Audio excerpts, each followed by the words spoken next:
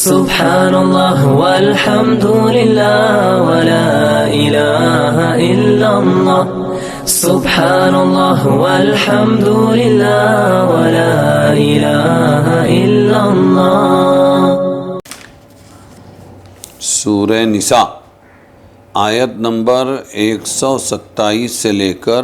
130 تک۔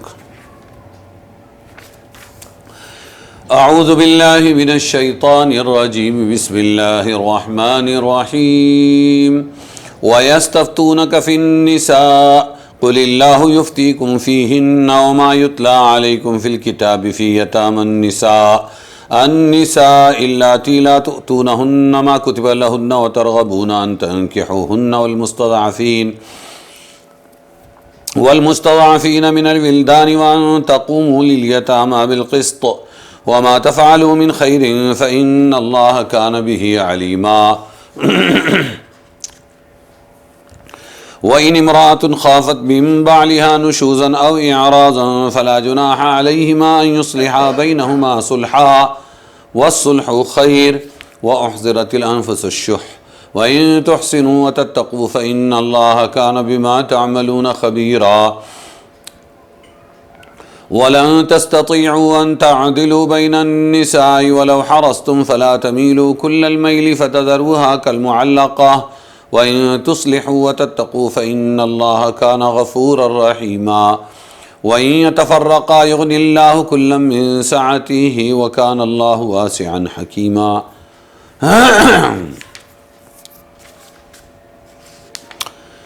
اور تجھ سے رخصت مانگتے ہیں عورتوں کے نکاح کی، یستفتونک فی النساء،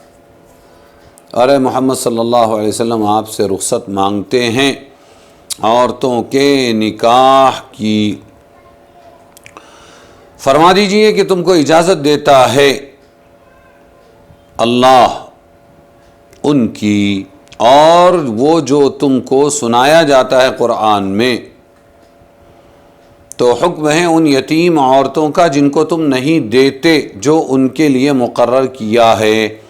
اور چاہتے ہو کہ ان کو نکاح میں لے آؤ، اور حکم ہے ناتواں لڑکوں کا، اور یہ کہ قائم رہو یتیموں کے حق میں انصاف پر، اور جو کرو گے، جو بھلائی کرو گے تو وہ اللہ کو معلوم ہے۔ اور اگر کوئی عورت ڈرے اپنے خاوند کے لڑنے سے یا جی بھر جانے سے تو کچھ گناہ نہیں دونوں پر کہ کر لیں آپس میں کسی طرح صلح، اور صلح خوب چیز ہے، اور دلوں کے سامنے موجود ہے حرص، اور اگر تم نیکی کرو اور پرہیزگاری کرو تو اللہ کو تمہارے سب کاموں کی خبر ہے، اور تم ہرگز برابر نہ رکھ سکو گے عورتوں کو، اگرچہ ان کی حرص کرو تو بالکل پھر بھی نہ جاؤ کہ ڈال رکھو ایک عورت کو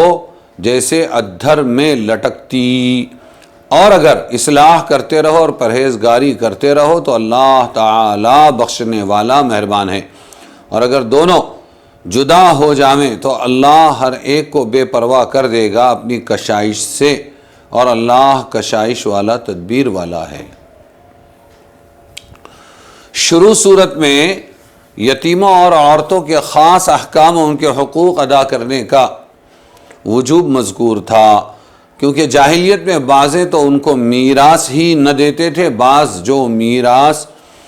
مال میراث میں یا کسی اور طور سے ان کو ملتا تھا ان کو ناجائز طریقے پر کھا لیتے تھے، بعضیں ان سے نکاح کر کے ان کے مہر کو پورا نہ دیتے تھے۔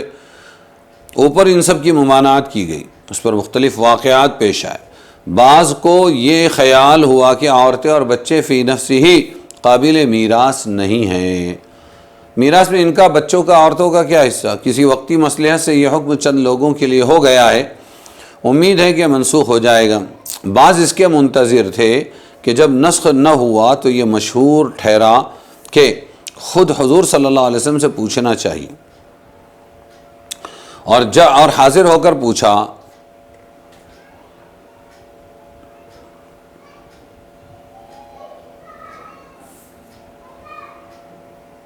اس کے بعد کی آیتوں میں عورتوں سے متعلق چند اور مسائل بیان فرمائے گئے ہیں۔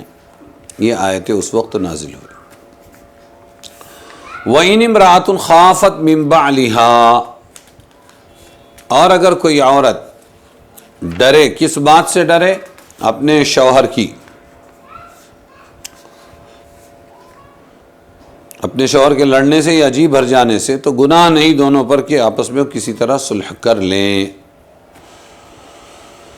ان تین آیتوں میں اللہ تعالیٰ نے ازدواجی زندگی کے اس تلخ اور کٹھن پہلو کے متعلق ہدایت دی ہے جو اس طویل زندگی کے مختلف ادوار میں ہر جوڑے کو کبھی نہ کبھی پیش آ ہی جاتا ہے۔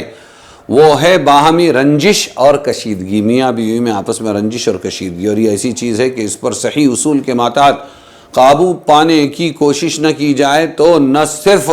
میاں بیوی کے لیے دنیا جہنم بن جاتی ہے، بلکہ بسا اوقات یہ گھریلو رنجش خاندانوں اور قبیلوں کی باہمی جنگ اور قتل و قتال تک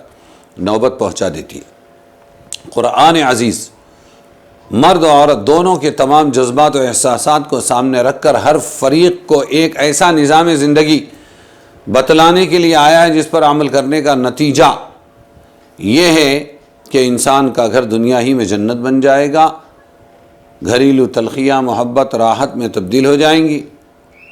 اور اگر ناگزیر حالات، ضروری حالات